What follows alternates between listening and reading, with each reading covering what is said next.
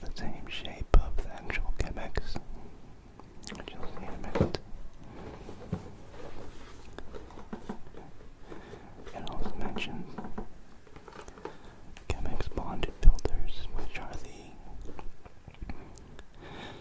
branded paper filters that they use for Chemex. But you really don't have to use the same kind. You can get whatever kind you want that is made for Chemex.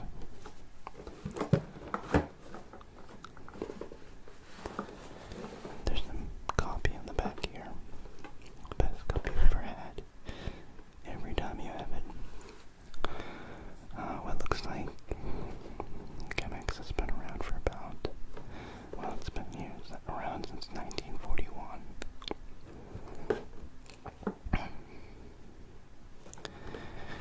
And as you can see, it's basically a glass carafe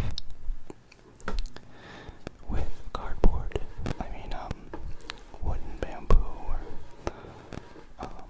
holder in the middle so you can grip it without burning yourself.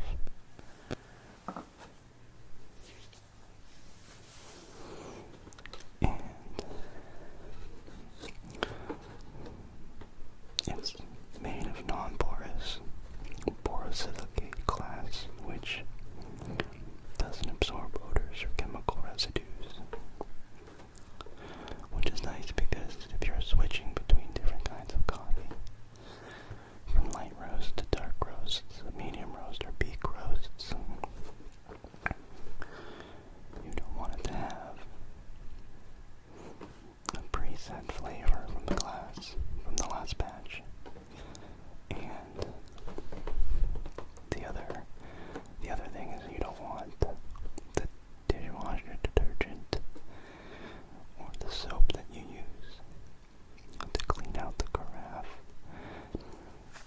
to flavor your coffee.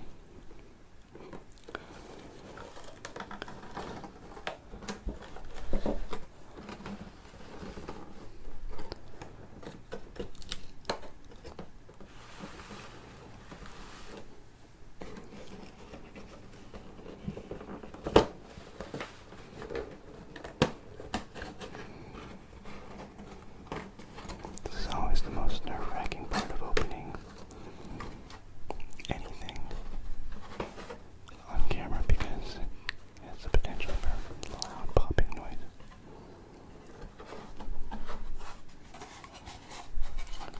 Some cardboard to protect.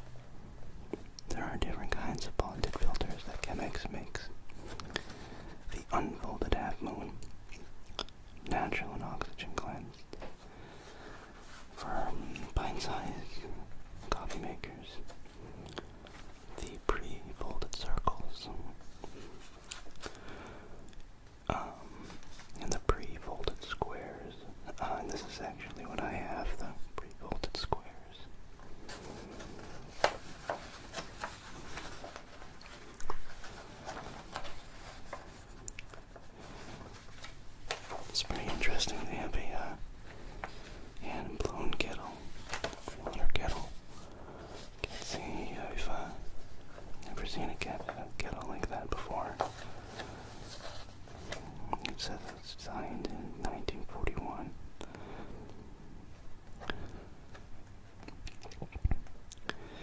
I'm actually not sure how it works, but there seems to be those two balls on that metal bar, and you heat it up on a stove or something. They of course have other items that you can buy that they've created.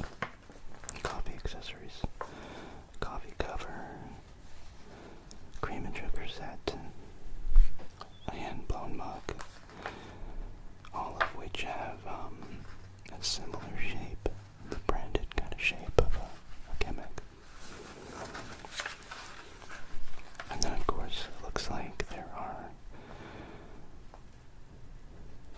5 different Chemex. The pint size, which is a 3-cup classic series coffee maker, which you can get in a 3, 6, 8, or 10 cup size. This glass handle coffee maker, which doesn't have the wood on the handle since it has a glass handle, which is 3, 6, 8, or 10 cups. Hand-blown series coffee maker,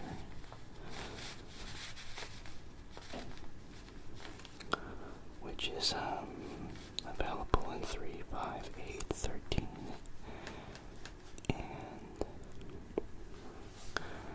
color rawhides, where you can suit your style and choose a rawhide color to match your kitchen.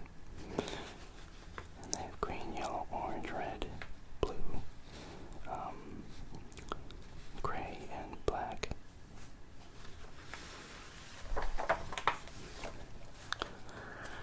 There's also an automatic, which looks to be a automated Chemex device that makes the coffee directly into it, which I gotta say I'm not a big fan of, because one of the things I like about a Chemex is that it gives you a lot of control to brew your coffee the way you want to. And I just wonder if an automated process would take away from that. It says it does both hot and cold coffee, iced coffee, with automatic brewing variables involved, which is interesting.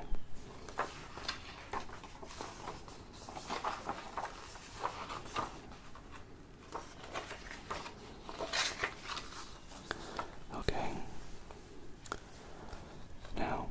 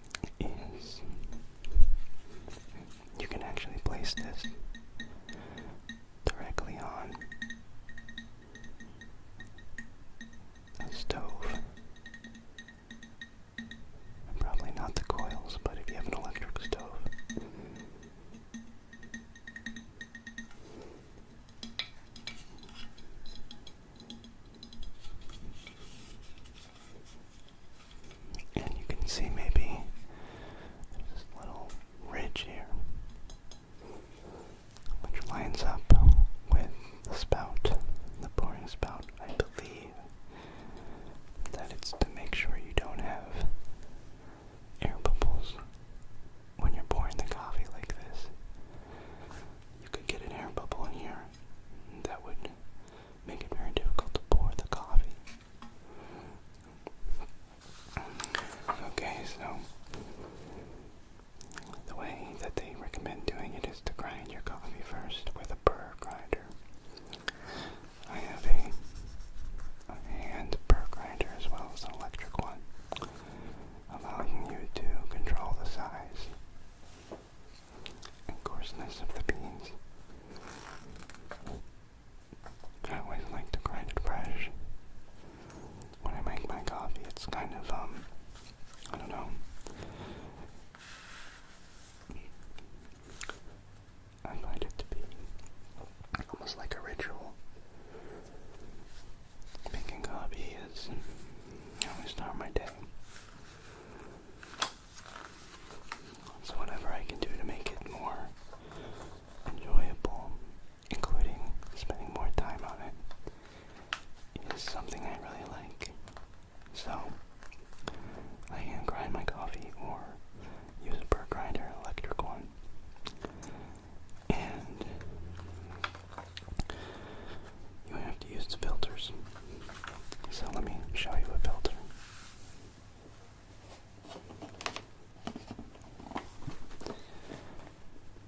These are the Chemex bonded filters, the natural squares kind. You get 100 of them, and you have to fold them just so.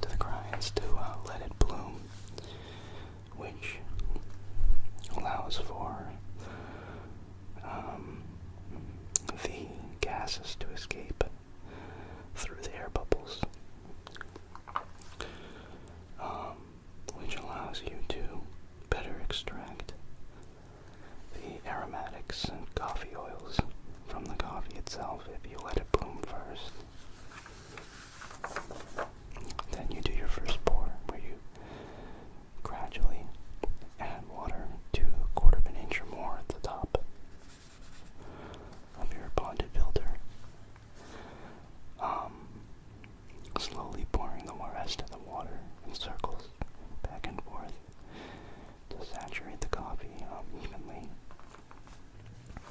until you toss the filter when you're done and you have enough coffee. And of course, they tell you about their water kettle, which I will not buy. And they give you tips on how to keep it clean. I actually watched a YouTube video on keeping it clean, and you can actually put your Chemex in the dishwasher. However, they recommend taking off your wooden collar, which would mean taking off the bead. I'm doing this knot here. If you were to hand wash it, you'd really need to have a device that would allow you to go in with a brush or a sponge, which we have.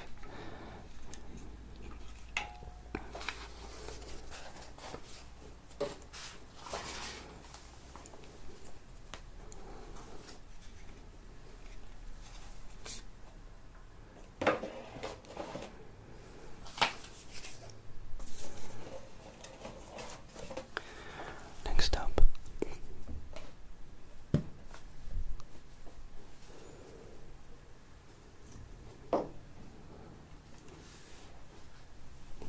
this is called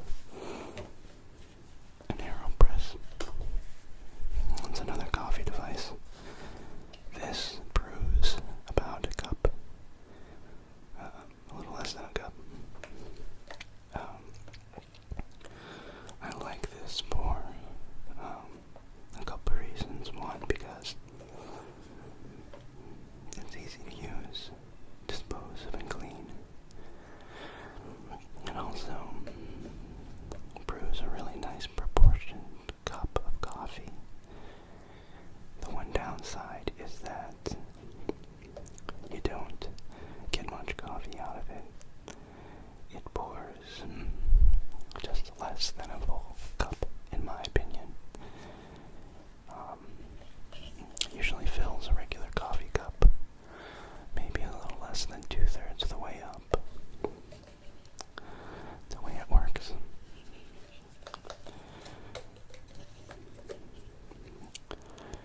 This is the filter where the water gets forced through. And the grinds sit in here, but they sit on top of one of these circular paper filters.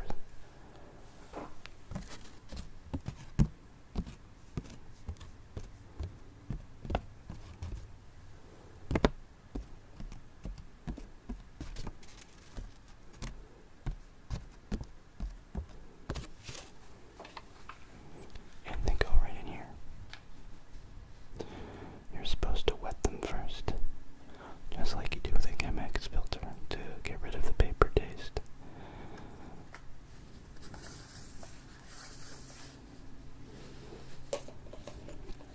It uses almost like a vacuum press technology to force the hot water through your grinds.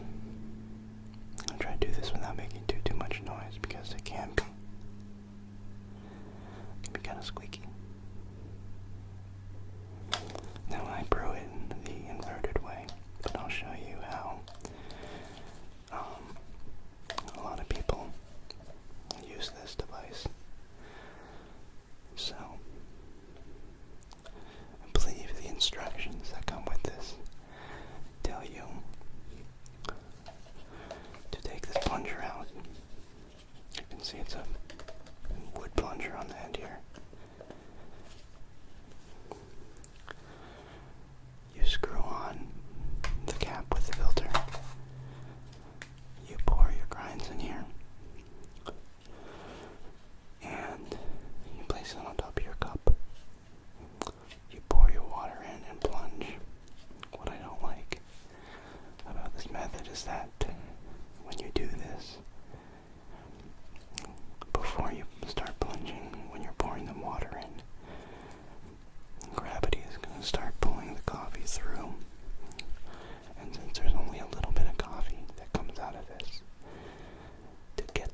most distributed amount of coffee and taste. You want to maximize that and not waste it before the plunger goes in. So to remedy that, I start in the inverse method. I think that's what they call it. You put the plunger in a little ways so that the vacuum seal is established. You pour your grinds in. You pour your water in. You stir it for maybe 15 seconds. And then you take your filter, which has already been wetted. Screw it on. Dip it onto your cup. And then begin pressing. And when you press, you're supposed to press for maybe 45 seconds to get the right amount of coffee taste.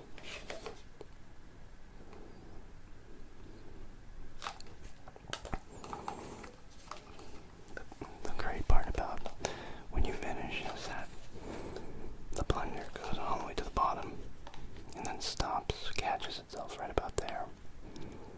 And all you have to do is take your lid off. And at that point, when you take your lid off, all your grinds will be sitting here on top of the paper filter. And you just push once, and the paper filter and the coffee grinds pop out pretty quickly.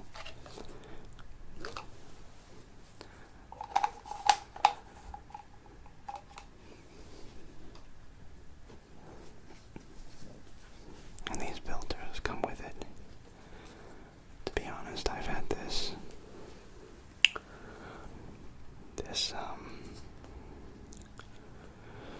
Aeropress for maybe a little over a year, and maybe a year and a half. And as you can see, I don't even know if I've gone through half all my paper filters. And that may be because I have so many different coffee makers.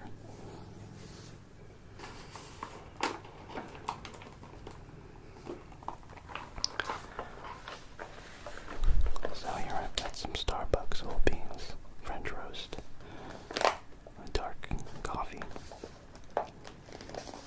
and I like Starbucks, but these beans are really old.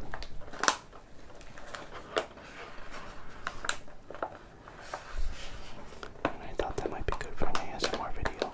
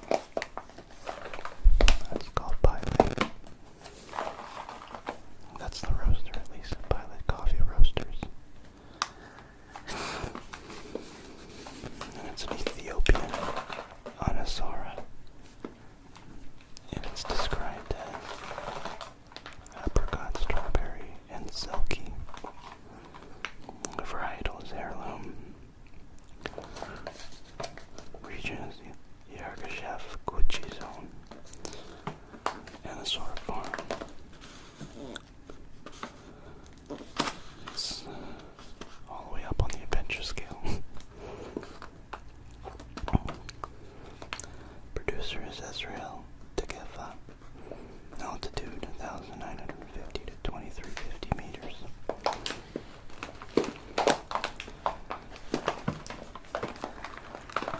This is a really big bag.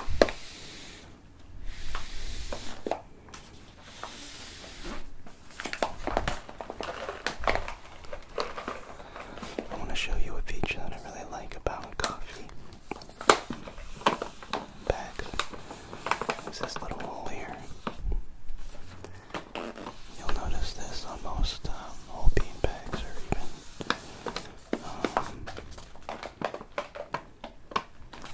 grinds. Is that you've got this hole which you can actually smell the beans from.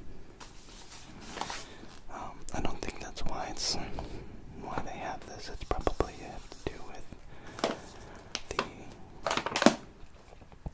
air and the seal, but it does allow you to smell the beans.